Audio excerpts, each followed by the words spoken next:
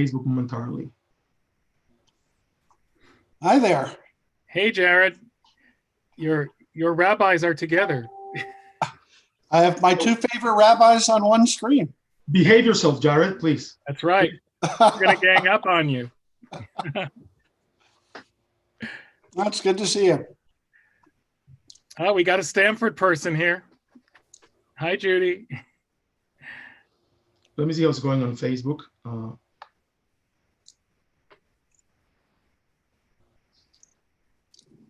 I'm here. Am I the only Stanford person so far? Well, Jared is honorary. Okay. Facebook. Oops. Yeah, we are on Facebook. I missed getting back there for Pesach this year. Yeah, we missed being there for Pesach too. I mean, we were all virtual on Pesach. Yep.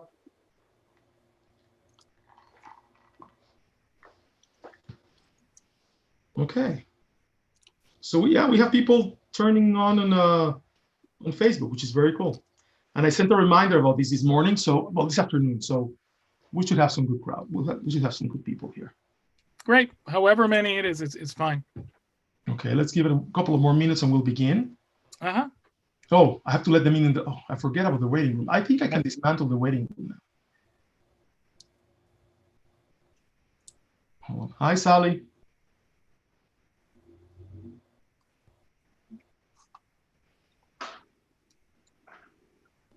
There we go.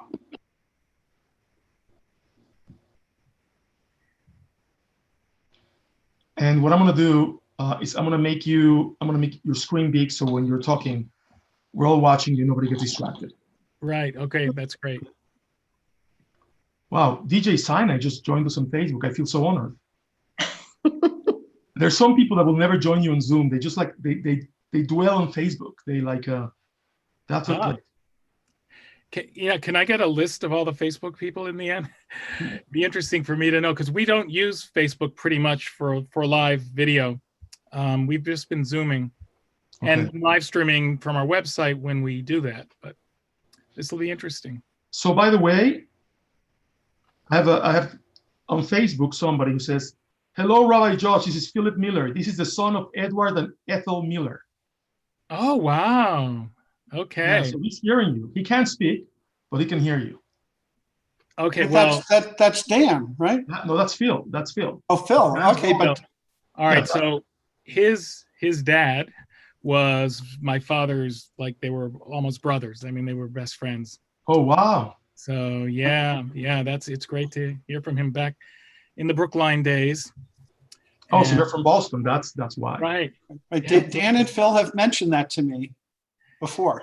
Well, no, it was like they were very close. Yeah, and I think I called him Uncle Eddie. Okay, so it's 4:00. So let me do a little introduction and then we'll begin. Okay. Okay. So welcome everyone. It's good to see you. This is one more in our series of conversations here at Temple Beth Sholom in Las Vegas. On Thursdays, we've had a couple of these conversations of different subjects. And even though the curve for us is flattening and I think people are making it back to the streets and things are beginning to happen, and clearly here in Las Vegas, the casinos are reopening and life is going a little bit back to normal on top of everything that's happening, the sad events in our country. And we're trying to really gain a little bit of Torah and wisdom this afternoon by having Rabbi Joshua Hammerman with us to talk about his new book, which is Embracing Auschwitz. And before everybody was coming online, we were having a conversation about what the book is and why he wrote it. I'm going to leave that to him, but it turns out that it all started at the March of the Living, which is one of the things that we had planned this year. And so this talk really becomes very relevant because this is something I really want us to do next year as a congregation again, and I think it's a very important thing. So Rabbi Hammerman, it's great to have you here. Welcome to Las Vegas virtually.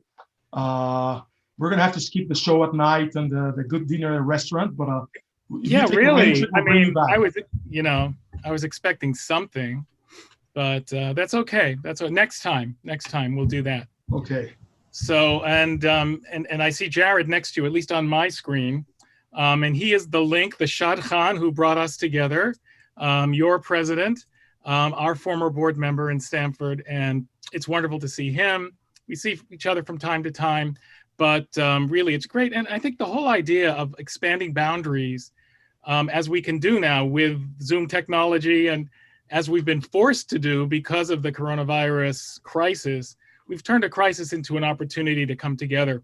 And think of all the plane fare that I saved and flying out there, even though I can't get the dinner and a show. This is great. So I want to talk a little about my book, and I know I'm competing now with the casinos, which is tough. And worse, even more so, here in Stamford, I'm competing with the opening of all the hairdressers. This has been a very big week here. I got my first haircut today, and Just in time. Yeah, well, finally the Omer's over, and this plague is not over, but at least we could get our haircut. And the choice for me was between looking like David Ben-Gurion or possibly killing myself. And I figured it's better to take the risk of my life and not look like Ben-Gurion. So here I am. Okay, so I wrote a book actually after going to the March of the Living, which I went 10 years ago, but then I brought my congregation back to the same sites in 2017. And the book is entitled Embracing Auschwitz. And I have to say, the first question I almost always get is, how could you write a book with that title? And I absolutely understand that, and I'll try and answer that question in a moment in a few different ways. In fact, one of the people who have reviewed the book, and his blurb is in the book, is Rabbi Yitz Greenberg, who is probably the authority in terms of Holocaust theology. I mean, there are many, but in the post-Holocaust era, he's one of the great ones. And I was so thrilled to get his endorsement that I overlooked the fact, and even included in the endorsement in the book, the fact that he says he can't stand the title. So that's okay. It's designed to shock in a sense. But when you think about it, the way the Holocaust keeps coming back, keeps being part of our culture, of our lives, shocks. I mean, this was yesterday's news, literally yesterday's news. It's, let's see if I can find it here. I'm going to find it. Are you seeing the title of the book? You seen the cover of the book? Yes, yes. Okay, it's available on Amazon. That's what it looks like. All right, so yesterday in Haaretz, you might have seen this. It's just shocking that the Auschwitz Museum has become the first museum in the world to install a new coronavirus-proof, what they call a sanitation device, that visitors will walk through at the gate when it reopens this summer in order to, and they to use this without any sense of irony in their press release, to disinfect. Rabbi Hammerman, we're also looking at your script, so you may want to get that off the screen. Oh, okay, that's not good. So let me do this again. There we go. There we go. All right, I'm going to do it again, though. All right, so anyway, the fact that people can see this as they walk in to that museum is just unbelievable. And it says that it's designed the most efficient manner possible to eliminate all viruses, good, and bacteria, which can be brought inside, for example, on clothes. So Auschwitz, the world's the most potent symbol of death that we have in our world, is now setting an example of how to protect and preserve life. Now you can see this as being in horrible taste, but ultimately, and this is something we could discuss, ultimately what this is really accomplishing is saving lives. And it's taking the greatest symbol of death and turning it into a life-affirming symbol. So that's a little bit of what I'm getting at, that the Holocaust, that these symbols, that Auschwitz itself is not to be embraced as in get over it, as in let's forget what happened there, but it's to be embraced to understand that there is now a new purpose to it, that there is now a new understanding of the Holocaust. As we've reached the 75th year, last month, since the end of the Holocaust, the 75th year, if we think of what Shiva, how many days is Shiva? It's 7 days. So in decades, we are now just getting up from Shiva, from the Holocaust. And just as we enter a new phase in our mourning process when we get out of Shiva, we also are entering a new phase in bringing the Holocaust into our lives now, after and this, every day it seems to be happening. Most of it is in the political world, which I won't get into here. But you're constantly seeing references to Hitler, constantly seeing references to the Holocaust in our culture. I was on Twitter a couple of weeks ago, and I was shocked to see that Anne Frank was trending. I mean, if you're on Twitter at all, if you know what that means, then you know that means that it's not just, someone is talking about Anne Frank, but that the culture, the voice of the culture, the universe is talking about Anne Frank. And I was wondering why that would be possible. There were so many other things going on, as we can imagine right now. It turned out the Anne Frank house had put out a video vlog that week. They were imagining how Anne Frank would be talking about what she does in her diary, but if she were doing like a video of it. And it became something very popular among teenagers and younger people who are just gravitating to Anne Frank because they all can relate to her, especially if you've been stuck in your house for 3 months. And it just seemed very timely. Now, we might say, well, I mean, how can we compare coronavirus and quarantine to Anne Frank and the Holocaust? I mean, of course, it's incomparable, except remember that Anne Frank wrote her diary before she was taken to the camps. She was writing it at a time when horrible things were happening and there was great fear, but it's still more comparable. There was a fear of death, basically, which we have had, to varying degrees over the last few months. So anyway, Holocaust is big. This is a chart of the usage of the word Holocaust since 1945, a Google Ngram viewer. Of course, it's not totally recent. These things tend to be about a decade dated, but still you can see that the Holocaust didn't start being talked about during or right after the Holocaust. That term was not in use. For those who have studied modern Jewish history, there's pretty much a consensus that the term was used first in the 60s, late 50s maybe, but that the notion of the Holocaust as not a past event, but as a sense of current, current nervousness among Jews, that really happened in 67, right before the Six-Day War, when we felt, and so many felt, that Israel was under mortal threat. Anyway, and then in the 70s, you have all these, Holocaust retrospectives and museums, and the Holocaust TV show in Germany that, and also we showed it here, which accomplished a couple of important things. One, it made the Holocaust part of the general culture in a real sense. And in Germany, in a very important sense, half the country watched it, and they changed their whole educational program and curriculum because of it. But the most important thing we might say is that it got Meryl Streep started on her career. So anyway, Holocaust. So I mentioned that March of the Living was really the impetus for the book, and for my feelings of wanting to see if there's a way to look at Auschwitz and the Holocaust in a positive sense. And so I know that you were all going to go. The Las Vegas congregation was planning to go this year, and I feel horribly that you missed it.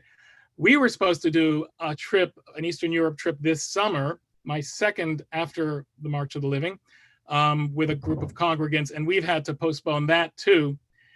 But I have to say, it is so important to go. It is now on the to-do list, the bucket list. You put it next to Jerusalem.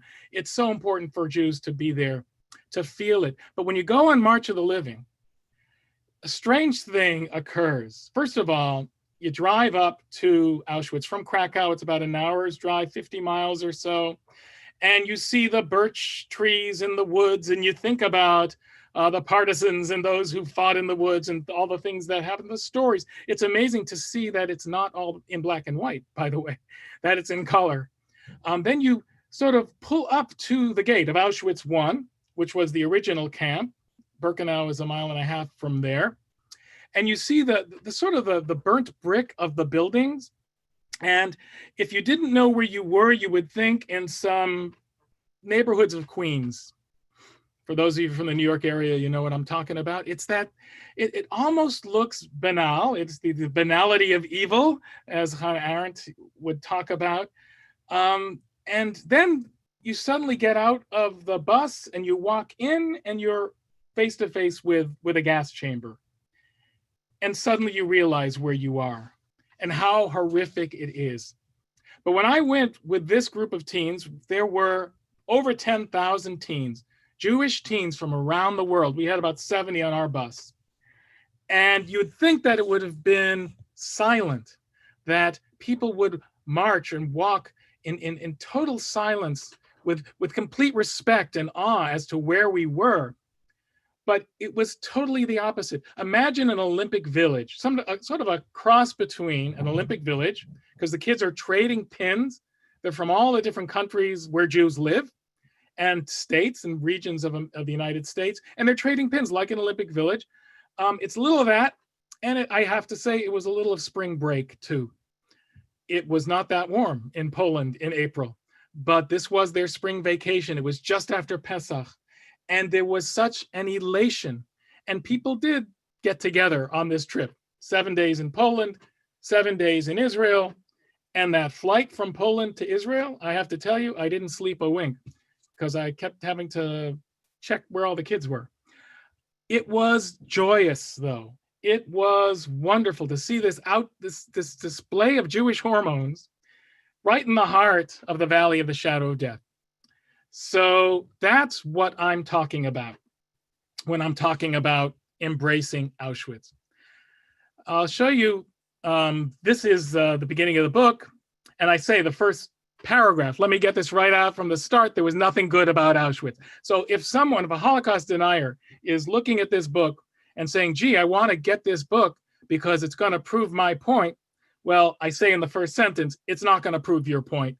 It was the worst thing that ever happened, and this is not to get over Auschwitz, but to embrace it, to incorporate its lessons into our souls, to recognize that the Holocaust isn't just part of our story, it frames our story, and it is our story, and it is our honor and mitzvah to bear witness to it. So you may be familiar with the Pew survey, which came out in 2013, and it's been used in a lot of ways. But for me, when I first saw this survey, and I don't think anything has changed dramatically since, this question just jumped out at me. US Jews more likely to see ethics justice as essential to being Jewish. That's the headline. But they really leave out the headline. They blew the lead. They buried the lead.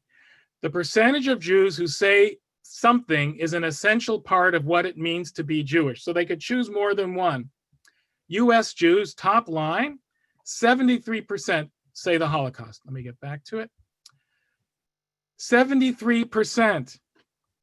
3 out of 4. American Jews, you might have learned this, do not agree on much. In fact, they don't agree on just about anything. In fact, yeah, they don't. Now, I will say, having a good sense of humor, 42%, that's pretty interesting. Leading an ethical and moral life, I'm happy to say, was 69%. Observing halacha, 19%. Okay. My entire rabbinical school faculty is rolling over right now because I've been out of rabbinical school a long time, so that's where they are. In Israel, now we don't agree with Israelis that much. In fact, on anything pretty much. Remembering the Holocaust is number one for them too. This is the one thing that unites all Jews, or let's say 3 out of 4 Jews. Now, with Israel, it's a smaller percentage, in fact, in part because such a high percentage of Israeli Jewry is Haredi, and although many of them have deep connections to the Shoah, they probably wouldn't even have answered this survey. But I don't know that they would have necessarily said embracing the Holocaust was number one for them. But still, this is really an astounding fact. And as I thought through this topic and did some research, I'm feeling that it's not just about our relating our being Jewish to the Holocaust, because that has been a claim for a long time. I've had teachers like Jacob Neusner, the great modern Jewish historian, people like Emil Fackenheim, who talked about the 613th commandment of not giving Hitler a posthumous triumph. You know, at the seminary, we had many teachers who talk about the Holocaust, and primarily they see it as a political, civil religion kind of thing. In fact, many would go on to say that it's superficial. Jacob Neusner especially would say that it's for fundraising purposes, that it's also very negative, that it paints the picture of the Jew as a victim. But what I have found, and I think this is where now being 75 years removed comes into play, in fact, the Holocaust is at the core of Jewish belief. It is at the core of how we define ourselves, but also at the core of how we act as Jews. It has changed everything. From Sinai, we got the Torah. But remember, the Torah has been reinterpreted many times in Jewish history, the Talmud being the classic example, and that changed dramatically the Judaism of Sinai. We are going through such a transition now. So I'm going to just frame the book for you, so then we can have a dialogue and understanding, and I won't get into too much of this, but the chapters of the book cover what I call the Torah of Auschwitz and the Torah of Sinai, but I specifically focus on the way the Torah and the commandments and our experiences have been refracted through the prism of the Holocaust experience. And of course, this is just a work in progress right now. The Torah of Auschwitz is being written. This is not a literal term. This is not about a scroll or specific book. It's about a body of understanding and belief. It's about what does it mean to be Jewish. You know, the great example really to give is to say that we have great heroes, immortal heroes from the Torah, from the Bible, people like Miriam and Moses and King David and Devorah. Well, I think we could stack Anne Frank up against any of them. And the test will be in 1,000 years, who is going to be read, who is going to be discussed, who is going to be talked about.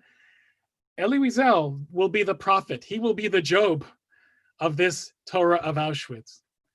You know, you have some great philosophers, Primo Levi, Frankl, people who have talked about the Holocaust in a way that we are now only beginning to incorporate. Yitz Greenberg himself. So you can see in these contents, each chapter is a book and focuses on a different area where the Holocaust is now imbuing our lives with meaning. I also, and this is in the appendix of the book, digest mitzvot. Now there aren't 613, but there are a good number of them, and ways in which the Sinai Torah has been reinterpreted through the experience of the Auschwitz Torah. So one example that I give here, I know it's small, maybe hard for you to read, but is the commandment to choose life. Choose life, it's in the book of Deuteronomy. And when we read about it in Deuteronomy, usually it's talking about, and the commentaries and the interpretations talk about making life choices, making choices that enhance life. You know, what you eat is a life choice. Yitz Greenberg would talk about the value of life being enhanced through our choices and the triumph of life. It's sort of a messianic idea for him. But we think about it all the time. I mean, just taking a walk, getting exercise, that's a life choice. But as refracted through the experience of the Holocaust, I talk about choose life as having now come to mean survival. Choose life for the Jewish people. Choose life in the face of death. When you think about the great examples of people who somehow survived, just the act of survival is an act of heroism. And how for decades, survivors were afraid to talk about, or just reluctant to talk about, or embarrassed, or even guilt-ridden to talk about their experiences. But now we see them as heroes because they chose life. So that's just one very small example of how, in the book, I try to show the influence. Here's one other example. I'll just do one more.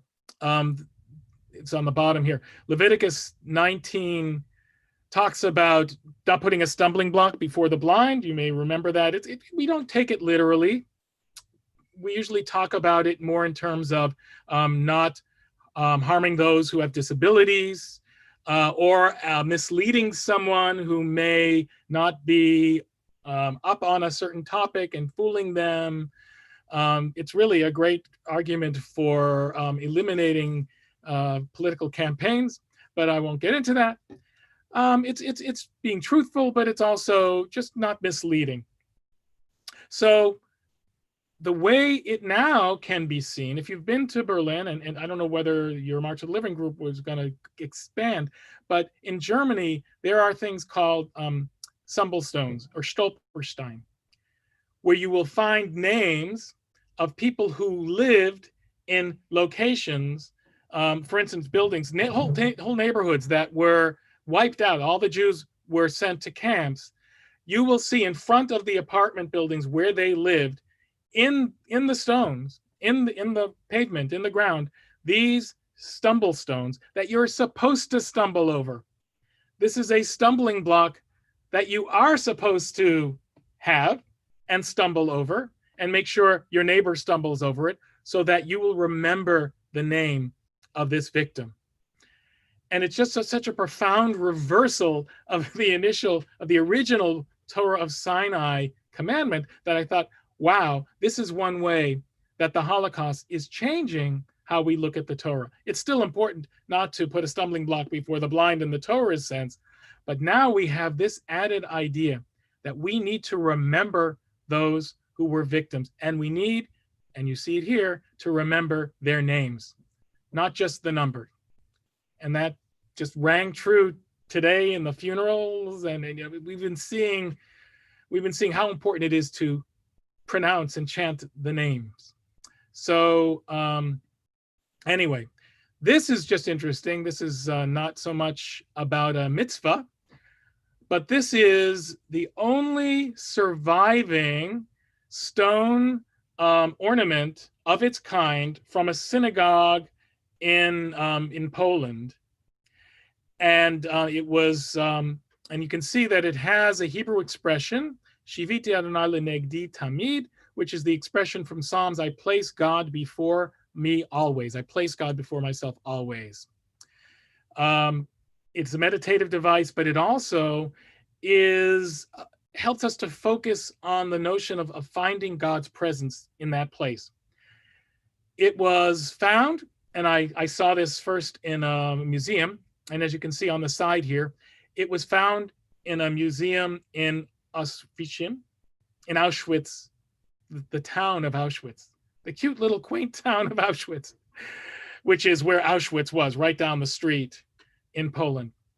And again, for me, this becomes a symbol and a signal to find life in the face of death, to find Jewish renewal even in the place that was our greatest hell. So I'm gonna pause here. I could read the whole book, but then you'd have no reason to buy it. So anyway, I'd be happy, if we want to have a conversation and whatever we want to do from here. I just have to tell you what happened in the middle of all this. I lost my internet connection. So okay. My neighborhood is down on the internet. Somehow it happened. So I'm on my phone. So I have no control of the meeting. You have control of the meeting completely. Oh my God. Okay? Yeah. I'm taking over your pulpit. Well. No. You know what? We could use like a winter Bethel. And you could probably use a summer Las Vegas too. Actually, it's I like the heat. It's good. It's good. You get used to it. Hopefully it'll kill the virus. We'll see what happens. But anyway, I actually have a couple of questions, if that's okay. Okay, great. Yeah, sure. I'm trying to get on one of my tablets on Facebook so I can see if people have questions on Facebook because I can no longer see on my computer. There's nothing in the chat. There's nothing in the chat here right now. So yeah. Okay. You can see it. Okay. But please, in the chat, please put your questions if you have them. Okay. So while people maybe make their way to the chat and ask your questions there, I have a question. Look, I experienced something very similar in the March of the Living, and that's one of the reasons why we're having our group go on the March of the Living. It was very intense. And I realized, as rabbis, we go to funerals and we go to shivas, like you were saying. Sometimes people tell you, oh, Rabbi, this is not a funeral. This is a celebration of life, right? And you're like, oh my God, what are they telling me? This is really supposed to be a somber occasion. And that's kind of what happened to me, exactly what happened to you. I was supposed to be there, immersed in tragedy, completely lost in tears. And suddenly I find myself in a rock concert in between the crematorium. And there were 10,000 kids. And, now the question that I do have to ask you, because you clearly have processed this much better than I have. You wrote a book and you've been thinking about this a lot. Will there ever be a time when the Holocaust really will not come back? Right? That's how you started, saying it always comes back. And that was my worry, right? That there will be a time when we're not going to be able to bring it back. Just like, look, we never talk about the Inquisition. But we do talk about the Second Temple. Yes. And we do talk about, and the Inquisition to a degree, you're right, that has sort of been lost. And maybe 1648, the massacres, Khmelnytsky, most people have no idea about that. It was horrible, the pogroms. I mean, we've had a lot of disasters. Yeah. But we also talk about Egypt. I mean, that ended well, but still it was slavery. And that's why I feel this is different. But I do think it's important. It's crucial. There's a literacy gap. A lot of people know about the Holocaust. Surveys show that, and educational programming is getting better. The curricula are getting better, but a lot of people don't know how many Jews died, and a lot of people don't know exactly what happened, and why Hitler came to power. And I think that's a really important thing to know, how he came to power. So all of that, I think, is still going to happen. But as the last survivors leave the scene, we now need to become the witnesses. And that's my whole last chapter, is how we do that. On a March of the Living, one of the students, we had a survivor with us, an incredibly well-spoken. She just tells her story, and she's in her 90s and just keeps on going and going and going. She was at Auschwitz, and this was her first time back. And she showed the kids her barracks. She remembered exactly where she was. She remembered everything. And one of the kids said that she was adopting her as a story, as a witness. She was becoming sort of the owner of her story, to make sure that she would know that story was still going to be told after she passed on. So I think now we need to become very active witnesses. And that's good for one generation.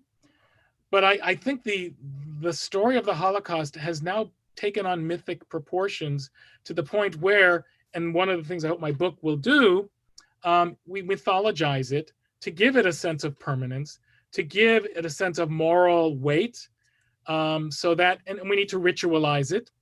Yom HaShoah is only the first step. We ritualize the Second Temple's destruction by breaking glass at weddings. We need to find ways to bring the Holocaust into our observances. And we also need to come up with a new theology that works for people, that talks about a God that we can imagine, and yet it takes the Holocaust seriously as something that just, it makes God very problematic. So all of these things are now beginning to happen. And I do, in a sense, I'm optimistic that people won't forget. But of course, we have a lot of work to do to make sure. Before I ask you more questions, anybody in the Zoom call has any questions? And I cannot see you all, but if you have a question, please raise your hand or let us know so that you can ask. There is one question here. Okay. From Arlene. Hi, Arlene. No, it's Harvey. Oh, I'm sorry. Harvey. It's Harvey. I didn't rename my wife's name. Oh, Harvey. Yes. Okay. So I'm sorry. I noticed that you wrote it to me, so it's okay for me to repeat it, right? Absolutely. Okay. What seems to be missing in the story of the camps is the number of Jews herded to open graves and shot to death. Yes. Yeah. Well, I think there's a lot that's missing. That gets to the theology question too. We can't disregard the reality of what happened. We can't sugarcoat it. I mean, how can you sugarcoat the Holocaust? But we have to be able to look at these images and then say, what is the notion of God that we can accept under these terms? Or are we just going to say that we're going to forego those questions and leave it for the next generation and still continue to go on. There's the story of the sort of the apocryphal story of a group of Jews that put God on trial. I mean, it's had various forms in one of the camps, and they're putting God on trial, and in the end, God, of course, is convicted, and there's no way God can get off. God is guilty, and then someone says, okay, now let's daven mincha. Meaning, okay, let's pick up our prayer books and sing Yit Gadal V'Yit Gadash and sing of God's praise. So I know that isn't answering your question directly, but it's really getting to an important aspect of it, that we can't deny what happened, that we have to take it very seriously. And yes, it's not just about what happened in the camps, and it's not even just about what happened in these open graves, where so many Jews were shot before the final solution was brought into play. It's what happened in the Warsaw Ghetto, which in many cases was starvation and illness. It's what happened between neighbor and neighbor. So it brings up lots of issues. One other issue I just want to bring up really quickly is the whole notion of the non-German element here, specifically in Poland. When I was in Poland, my last trip, it came into play a lot. A lot of people were concerned that the Poles were trying to write themselves out of the guilt side of this, that it was the Nazis who did it. It wasn't us. And of course, we know there was a lot of complicity with the Poles. And we need to dig into that. We need to address that, while at the same time acknowledging that the righteous Gentiles, as few as there were, relatively speaking, were incredibly heroic, and they need to be acknowledged too. The whole story needs to be told. So thank you for asking that question.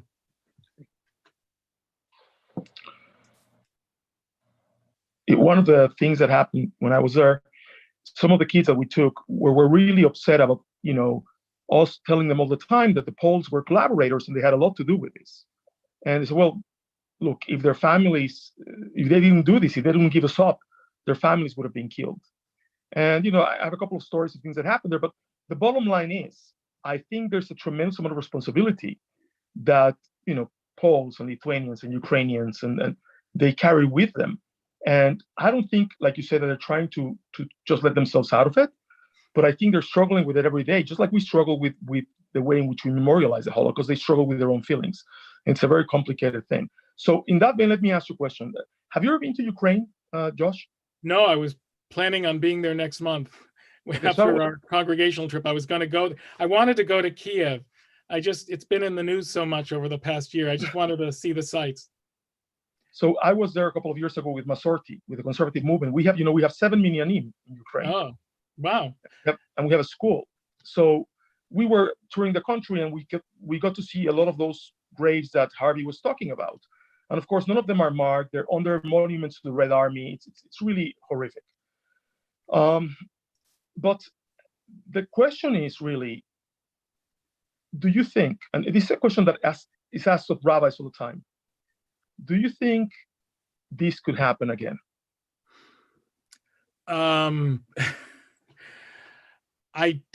It's almost inconceivable that something on the scope and the scale of what happened then could happen again. But we've had genocide since, and we've had attempted genocide since. So it is within the capacity of human beings to allow it to happen. And it's probably easier for it to happen now than it happened then, because of the manipulation that can now take place through social media, that basically people seem to be susceptible to various forms of propaganda, whatever, that could then turn innocent people into the enemy, into the other. We certainly haven't conquered our fear of the other. And that's why, as Jews, because of the Holocaust, it has always been our mission, should we say, to counter racism, to counter hate. I mean, that is, love our neighbor as ourselves is part of our message. It's part of our mission.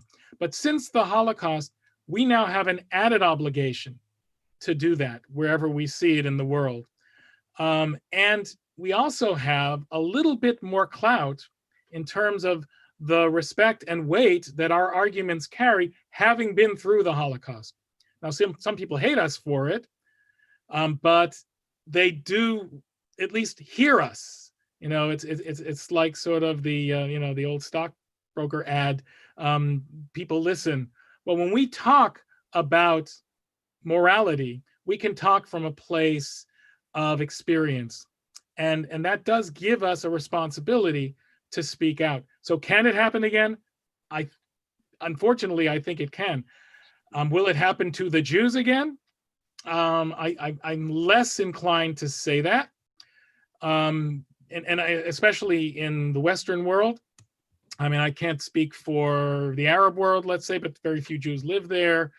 In the Western world, a strange thing has happened that I think is going to protect the Jewish people, and that's assimilation and intermarriage. Just about everyone has a relative now who has a relative who knows someone who's Jewish.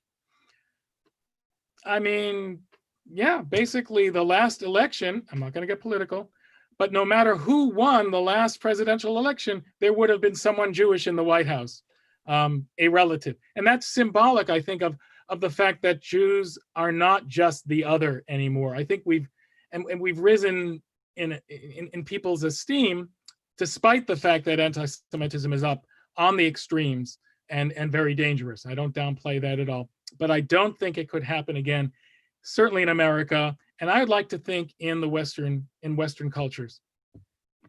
Okay. Any other questions from Zoom or I cannot see Facebook, so if you have a question there, let me know.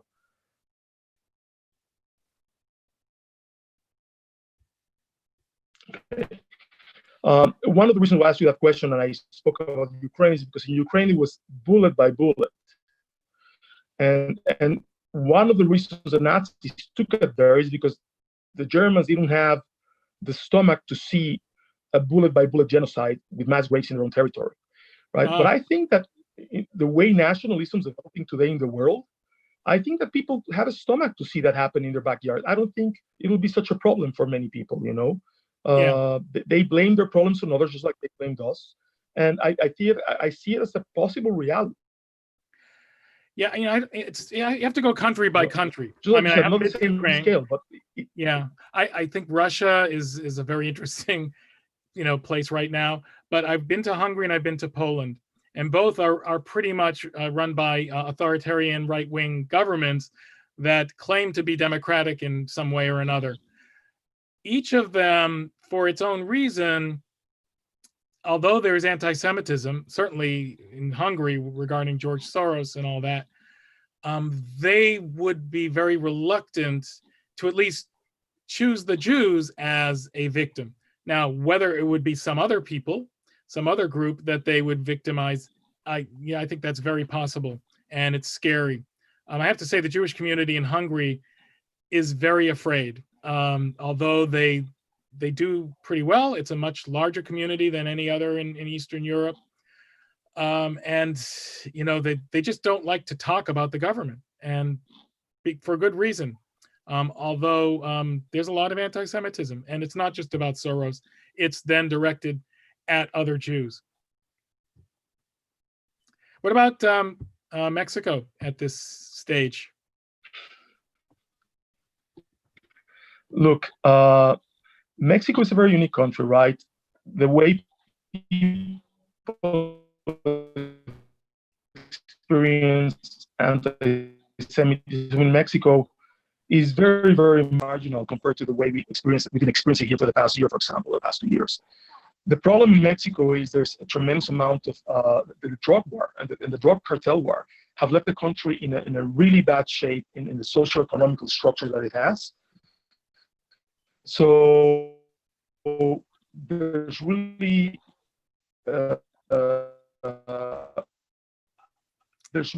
back and forth of people getting killed to just kill a tremendously big amount of people. It just happened in Mexico. It's completely ineffective. I mean, I don't want to get into it, right? But it's a very museum of tolerance in Mexico, which is a very interesting. Okay. There's a question that just came in the chat because box. They built, I think, Okay, let me just finish what I'm saying. No, So sure, yeah, each one yeah, of you put it those, in and out, yeah. Oh, and you know what it is? I think it's what's happening in my house. I have very reduced internet. So I'm going to stop. I'm going to let you take it over because I don't know if you can hear me. No, we could hear, it Yeah. just phased out for a minute. It was not so bad. So they built 6 stories in this museum, and each one of the stories is devoted to a different genocide around the world. So for the first time, I saw that community take a universalistic approach to genocide and not only center it in the Jewish people. And that really hit a chord with the Mexican people because they could relate to genocide not only through the eyes of the Jews, but through eyes of everybody around the world and even other Latin American peoples like the Guatemalans, right? So it was really, really an unbelievable thing. And I think that's, by the way, kind of like the approach we have to take. Yeah. So, all right. So the question that came in for both of us is about the teens celebrating on March of the Living. The question is, how did we process it? Were you able to be with them, or was it conflicting? And it's an interesting question, but you have to understand that it's not that they weren't taking the Holocaust seriously. Sometimes, I mean, in fact, even in Hebrew school, I teach 7th graders the Holocaust every year with my wife, who loved Jared's kids incredibly and misses them, and so do I. But especially in 7th grade. So anyway, they are taking it seriously. I'm shocked at how seriously they're taking it.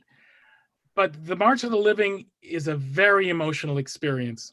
We went in 6 days, I would say, to maybe a camp a day. We were in Treblinka, we were in Belzec, we were in Sobibor, we were in Auschwitz twice. So having a chance to release some of that sadness was not something that I was concerned about. I didn't think that they were, having issues with taking the Holocaust seriously. It hit them very hard. We had psychologists on our trip, as well as rabbis, to help them process it. That said, this new generation, we're talking now 75 years, so it's really the 3rd generation of people to grow up since the Holocaust, maybe even more. We're getting to the point where there's a certain insensitivity that's expressed sometimes with survivors, especially still around. The expression "too soon," like how was the play Mrs. Lincoln? Otherwise, and that joke is considered to be too soon, even though it's over centuries since the assassination of President Lincoln. So when is it going to be too soon, not too soon, to tell a joke about the Holocaust? Well, the fact is there have been jokes told, and Mel Brooks, of course, the producers, but that's sort of making fun of Hitler. That's different. You're seeing a different kind of joke that's starting to come out in novels written by younger people, and even Larry David on SNL 2 years ago, and I marked down the date in the book. He told a joke, and it was tasteless. It was about people in a concentration camp, exchanging the kind of trivialities that you will see in a Larry David kind of presentation. I'm not going to tell the joke because I think some might find it offensive. Many did. But the fact that he told it on SNL told me that maybe it's no longer too soon. And it's not mine to determine when it's too soon. It's the fact that the culture of this generation, whether it's a harsher culture or just one more removed from the Holocaust, can at the same time show respect for it and be the witnesses, and at the same time also sort of make fun of it. It's something we have to get used to. If I may say something about the celebration nature of this, look, in no way were we saying that it's like Mardi Gras or something like that. I think that the celebration that the kids feel, it's a celebration of their Jewish identity and their Judaism, which is very validating, because for all your life you heard what a horrible time this was and how dark it was. And suddenly you see the renaissance of the Jewish people that shouldn't be here. And after all these years, we're singing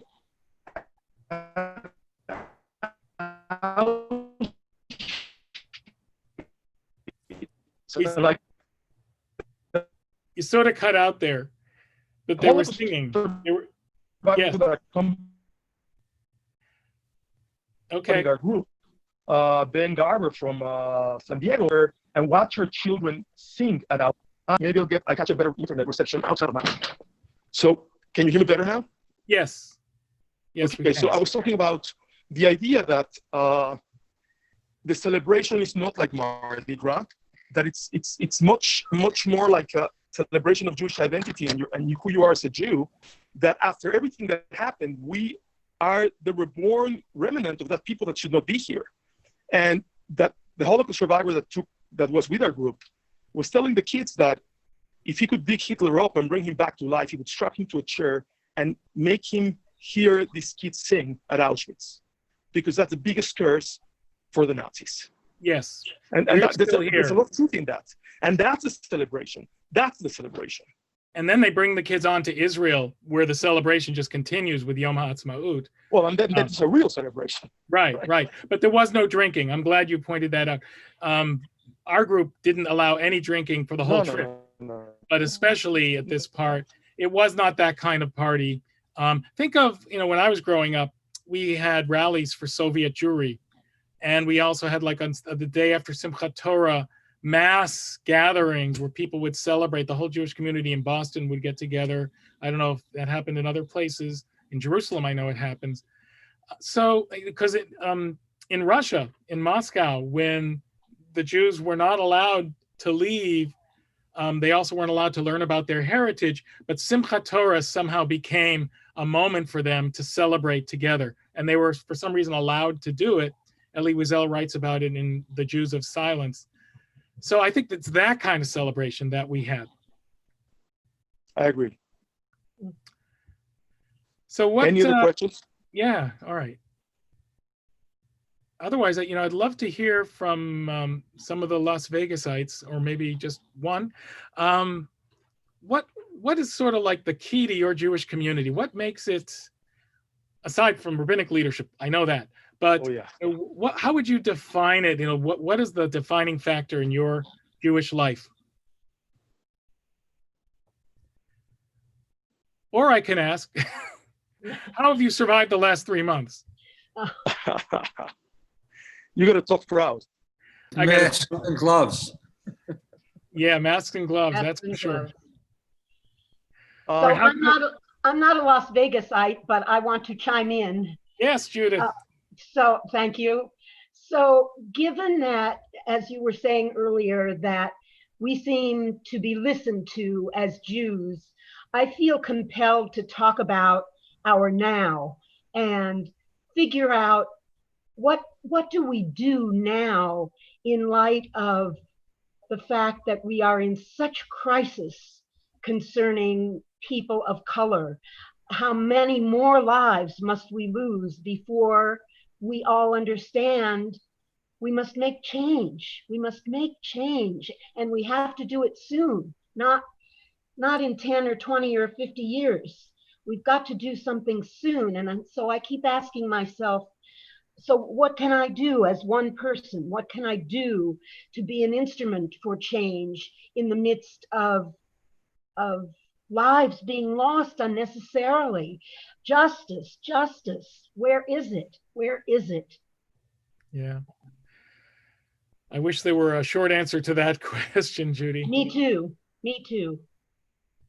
Look, I think that one of the most important things to do, and in the context of what we're talking about, right, is never to forget what happens when people remain silent. Now, also, it's important to understand that we are a long way also in America from people not being heard. So we have to be careful on how we express our lack of faith and lack of understanding of what's going on in our country. We should not get to the point where we indiscriminately shoot at others or burn things down. I don't think that's ever the answer. Violence just brings more violence.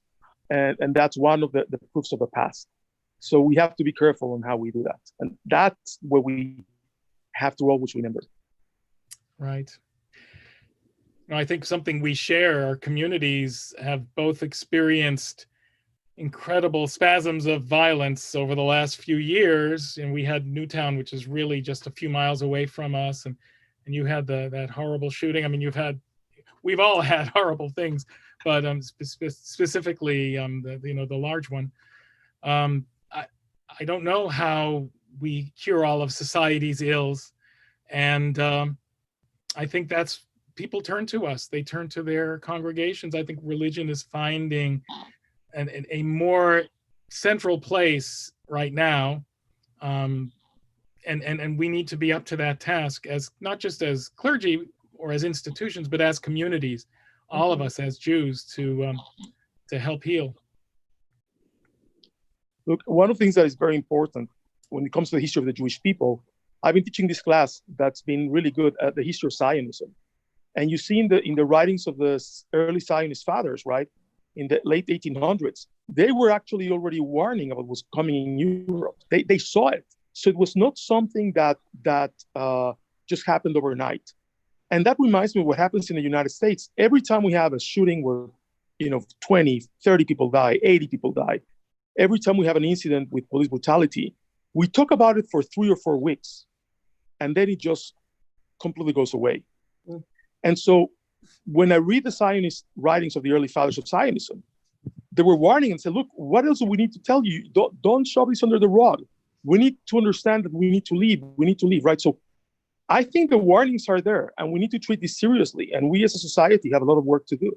Mm-hmm. When we just, out of complacency and comfort, forget about these things conveniently after 3 or 4 weeks, then we're doing ourselves a disservice. So right? So many of the people that I hear speaking out are saying we must understand this cannot be a moment. It cannot be a moment. It's got to be a movement. And we have to, you know what? As you are saying, we have to pay attention. The problem is, unfortunately, I hear that every time. You remember, Rabbi Hammerman, you remember Newtown. I mean, you remember everybody when that happened swore that was the end. And look, right. It didn't happen. So we have a lot of really hard work to do. I think it is incremental, though. I'm a bit of an optimist. I think the things that didn't happen after Newtown would be more likely to happen now, and are more likely to happen. And we're seeing certain states head in that direction on the state level. National level is a different story. But I also think that what we've been witnessing the last couple of weeks is of a different sort from what we have seen in the past. Perhaps because of the video, perhaps just because of the sheer intensity of the reaction. But I'm a bit optimistic that we're finding some common ground here. Seeing a lot of people peacefully demonstrating has been reassuring in some ways. Oh, sure. I mean, look. One thing is, I think people are starting to realize the importance of their vote, where like 60 members, I think, of the Missouri football team went as a group to register to vote. Well, they're not going to be playing football, so I might as well. Maybe they will. Maybe they will. I hope they do. But they got to do something, Well, so let me ask you one more thing about the book, because I always admire rabbis that write books. I have a manuscript of a book that one day I have yet to release. You do an awful lot. While I'm writing books, you are leading our movements. So in so many ways. I want to bring myself, to sit down and finish that. But where do you see your book? Where do you want to see your book? In the hands of whom do you want to see your book? Well, right now, I'd love to just see it in a bookstore because I haven't been able to go to one. There are no bookstores. Right. This is interesting because I wrote a book a year ago. I mean, they've written a few years back in different order, and it's a different kind of book, and it was wonderful. But very good. Oh, there you go. Thank you, Jared. This one, that one I had a publicity campaign. I wanted to make a splash when it launched. This one, I knew it launched last month. It wasn't exactly going to be possible to do that. But I also have a feeling that its message is something that I just want to get it in the hands of the right people. And at that point, they'll get into the hands of the right people. And I'm hearing from more and more people who I really respect that its message is important. So if it's a much slower process of getting out there, I'm totally happy with that. You know, I still got my day job, and I have to say the other thing is my congregation has helped me to write this book. This started in the form of high holiday sermons, and they feed my writing, and I hope that, you know, my writing helps to feed their spirituality. So it's hand in hand with the work I do. I don't know where this book will end up. I do think it has value, and I'm really happy to hear people responding to it in a positive way. Well, I'm gonna go and buy it after this, and I'm gonna read it. And then put it on maybe- Rocknet. Maybe, yeah, I will. Oh, I try not to go on Rapid, but when I see you the next time, I'm gonna have you autograph it for me. I could send you a sticker. So, you know. Okay, that'll be good. Yeah, I that's don't know cool. when we'll be able to see each other live anymore, but Right. send me the sticker. That'll be great. No, Anyway, I appreciate thank you it. so much for doing this. Thank you so much for taking the time. We really appreciate your presence, and we wish you a lot of good in your congregation, and a lot of healing in Connecticut, same as in Nevada, you know? Right. Let's Amen. do this again, and maybe we'll take a trip out there sometime. Look, Ooh. I'm still planning on going next year, so join us, bring people, let's go together. No, we're going to come to you. Oh, to us, okay. Yes. I was talking about Poland and Israel. No, but, Jared's going to have I'll us go all there. at his house. Okay. All of Temple, Bethel, and Stamford is going to visit, and we're going to I'd love it. Field trip, field trip. field trip. Right. Okay. Anyway, please, you know, stay well, everyone out there, and let's hope and pray for a better next few months. Amen. Thank you, everybody, and thank you so much for joining us. I really appreciate it. Thank you, Okay. rabbis. Thank you Thank very you, much. Thank you. rabbis. Thank you Bye. both. So you're in complete control of the recording and Right. the chat.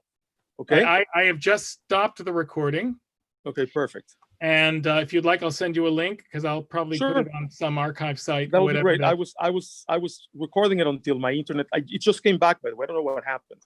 Yeah, no, I should have it all. It seems to have come out. So I'll send it to you. All right, Okay. and thank you Thank all. you. I'm going to end the meeting.